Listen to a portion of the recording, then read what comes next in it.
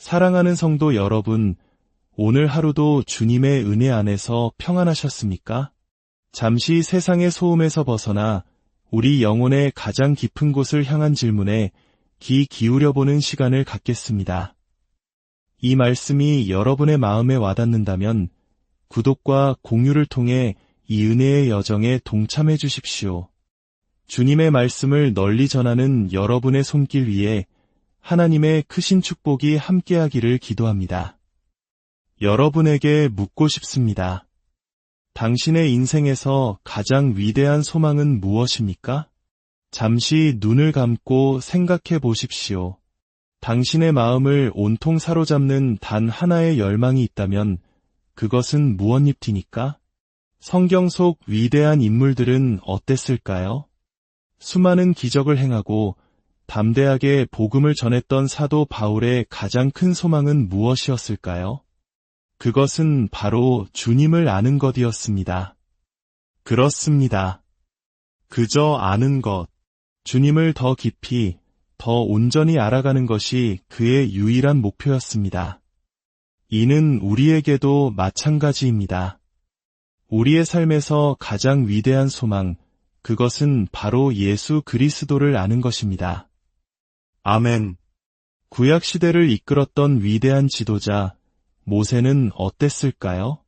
그의 가장 큰 열망 또한 같았습니다. 출애굽기 33장 13절에서 그는 하나님께 이렇게 간절히 부르짖습니다. 원하건대 주의 길을 내게 보이사 내게 주를 알리시고 나로 주의 목전에 은총을 입게 하시며 주님, 주님의 길을 보여주십시오. 그리하여 제가 주님을 알게 하소서. 이 얼마나 강력하고 순수한 기도입니까? 모세, 사도 바울, 그리고 시대를 초월한 모든 신실한 성도들의 마음속에는 단 하나의 불타는 소원이 있었습니다. 바로 내가 주님을 알기 원하나이다 라는 열망입니다. 그렇다면 우리는 이 세상에 태어났을까요? 우리가 이 땅에 발을 딛고 살아가는 근본적인 이유는 무엇일까요? 바로 그 소망, 주님을 알고자 하는 열망을 이루기 위함입니다. 우리는 부모님을 알기 위해, 형제나 친구를 사귀기 위해 태어난 것이 아닙니다.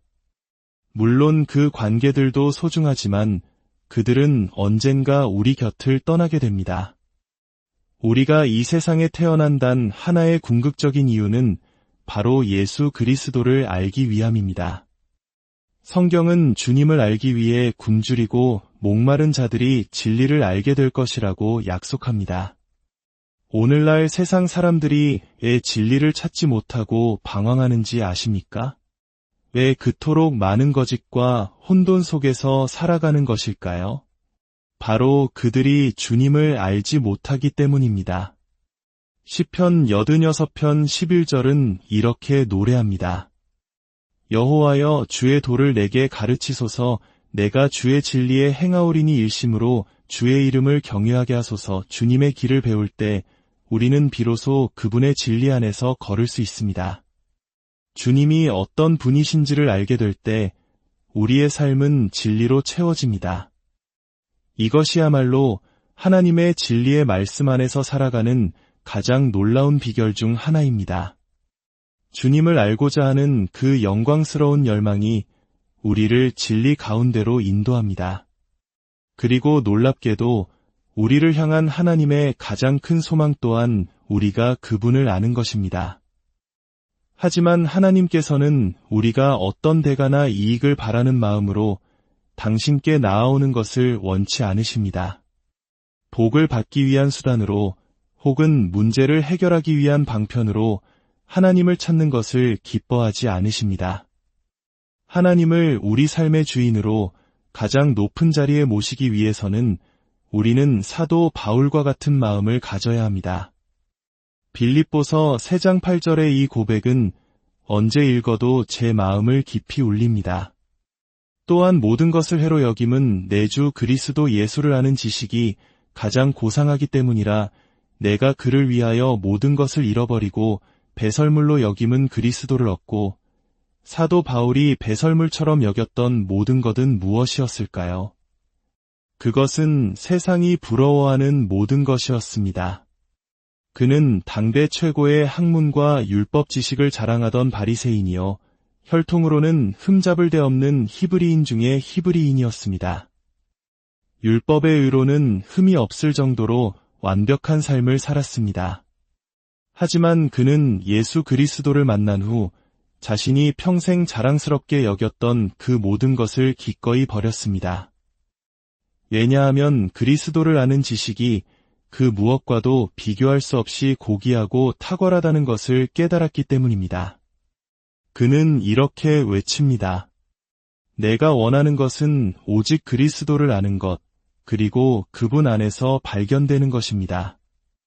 율법에서 난 나의 의가 아니라 오직 그리스도를 믿음으로 말미암아 하나님께로부터 난유를 갖는 것입니다.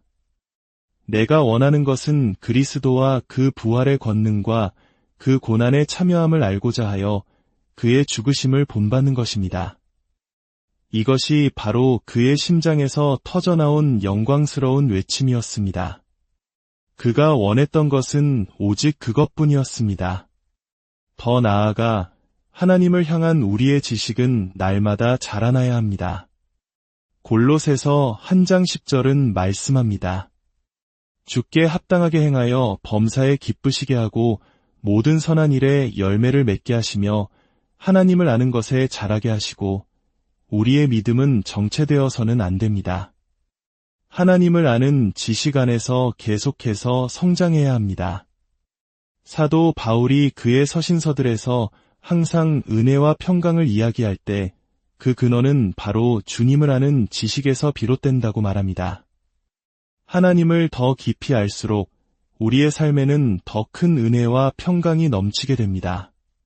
하나님께서는 당신을 알기 원하는 백성을 찾고 계십니다. 그리고 우리가 그분을 알게 될 때 우리 삶에는 놀라운 일들이 일어나기 시작합니다.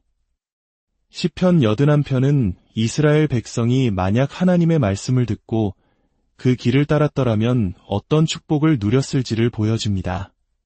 하나님은 그들의 원수를 곧바로 제압하고 대적들을 치셨을 것이며 가장 좋은 밀과 반석에서 나오는 꿀로 그들을 만족시키셨을 것이라고 말씀하십니다.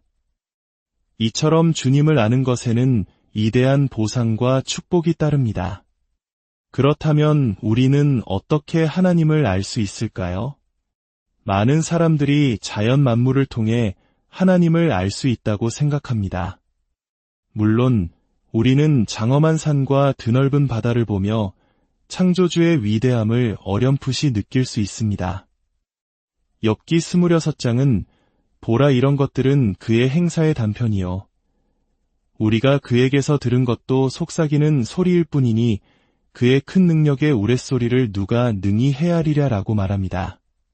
즉, 우리가 자연을 통해 보는 것은 그분의 광대하심에 아주 작은 조각에 불과하다는 것입니다.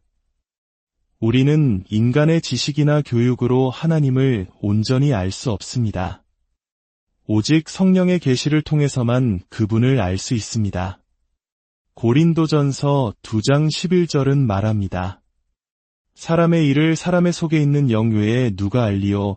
이와 같이 하나님의 일도 하나님의 영 외에는 아무도 알지 못하느니라. 그러나 우리는 세상의 영을 받지 아니하고 오직 하나님으로부터 온 영을 받았습니다. 이는 우리로 하여금 하나님께서 우리에게 은혜로 주신 것들을 알게 하려 하심입니다. 성령님을 통해서만 우리는 하나님 아버지의 깊은 마음을 깨닫고 그분의 사랑을 체험할 수 있습니다. 하나님께서는 우리를 아십니다. 시편 139편은 하나님이 우리의 앉고 일어섬을 아시며 멀리서도 우리의 생각을 아시고 우리의 모든 길과 눕는 것을 살피신다고 노래합니다. 우리의 혀에 말이 없어도 하나님은 이미 다 아십니다. 창세 전부터 영원 속에서부터 그분은 우리를 아셨습니다. 그 지식은 너무나 놀랍고 기묘하여 우리가 다 이해할 수조차 없습니다. 그렇게 우리를 속속들이 아시는 하나님께서는 우리를 세상과 구별하여 특별한 존재로 삼으셨습니다. 잠언 12장 26절은 의인은 그의 이웃보다 우월하나라고 말씀합니다. 하나님께서는 의인과 불의한 자 사이에 분명한 차이를 두셨습니다. 그렇기에 하나님을 아는 우리에게는 세상으로부터 분리되어야 할 거룩한 의무가 주어집니다. 하나님을 아는 지식 안에서 성장하는 것은 세상과 친구가 되지 않는 것에 달려 있습니다. 우리가 세상과 손을 잡는 순간 우리는 하나님을 아는 지식을 잃어버리기 시작합니다. 베드로전서 1장 15절과 16절은 명령합니다. 오직 너희를 부르신 거룩한 이처럼 너희도 모든 행실에 거룩한 자가 되라 기록되었으되 내가 거룩하니 너희도 거룩할지어다 하셨느니라. 성경은 우리에게 엄중히 경고합니다. 만일 우리가 하나님과의 동행을 멈추고 옛 방식으로 돌아가 세상과 버탄다면 우리는 죄와 더러움에 눈이 멀어 다시는 하나님 나라로 돌아오는 길을 찾지 못하게 될 수도 있습니다. 잠언 25장 26절은 충격적인 비유를 듭니다. 의인이 악인 앞에 굴복하는 것은 우물을 흐리고 샘을 더럽히는 것과 같으니라. 의인이 세상과 타협하는 순간 그의 영혼은 맑은 샘이 흙탕물로 변하듯 더러워져 버리는 것입니다. 그렇기에 고린도전서 15장 33절은 이렇게 경고합니다. 속지 말라. 악한 동무들은 선한 행실을 더럽히나니. 오늘 말씀의 결론을 맺고자 합니다. 고린도후서 6장 14절부터의 말씀을 마음에 새기십시오. 너희는 믿지 않는 자와 멍에를 함께 매지 말라. 의와 불법이 어찌 함께하며 빛과 어둠이 어찌 사귀며 그리스도와 벨리알이 어찌 조화되며 믿는 자와 믿지 않는 자가 어찌 상관하며 하나님의 성전과 우상이 어찌 일치가 되리요. 우리는 살아계신 하나님의 성전이라. 그러므로 주께서 말씀하시기를 너희는 그들 중에서 나와서 따로 있고 부정한 것을 만지지 말라. 내가 너희를 영접하여 너희에게 아버지가 되고 너희는 내게 자녀가 되리라. 전능하신 주의 말씀이니라. 이 얼마나 복된 약속입니까? 우리가 세상으로부터 자신을 구별하고 거룩하게 살기로 결단할 때 하나님께서는 우리를 받으시고 우리의 아버지가 되어주시겠다고 약속하십니다. 사랑하는 성도 여러분, 세상은 빠르게 변하고 더욱 악해져 가고 있습니다. 이런 때일수록 우리는 온 마음과 힘과 뜻을 다해 주님을 추구해야 합니다. 그분 없이는 우리 인생에 아무런 의미가 없습니다. 날마다 주님을 더 깊이 알아가는 여정을 멈추지 마십시오. 그것이 우리의 소명이자 가장 큰 기쁨입니다. 주님, 이 말씀을 듣는 모든 심령 위에 주님을 아는 지식을 더하여 주옵소서. 그들의 삶이 날마다 주님을 알아가는 기쁨으로 충만하게 하시고 세상의 어떤 풍파 속에서도 흔들리지 않는 믿음의 반석 위에 굳게 서게 하옵소서. 우리 주 예수 그리스도의 이름으로 기도합니다.